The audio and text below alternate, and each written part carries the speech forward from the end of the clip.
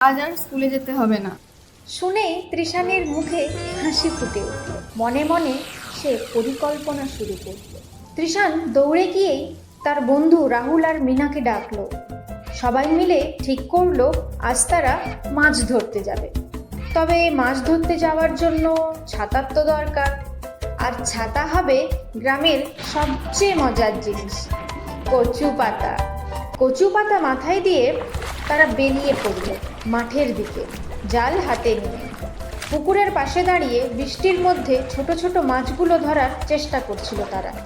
মাছ ধরা ছিল খুবই কঠিন, কিন্তু মজাটা ছিল তাতেই। মাছ ধরা শেষ করে তারা সবাই একসঙ্গে কাগজের নৌকো বানাতে শুরু করলো। বৃষ্টির জলে নৌকোগুলো ভাসিয়ে দিয়ে সবাই মুগ্ধ হয়ে দেখছিল কোন নৌকোটা আগে দূরে যায়। আমার নৌকাটা আগে যাবে।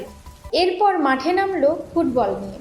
মাঠ কাদা মেখে একদম নরম হয়ে গেছে, কিন্তু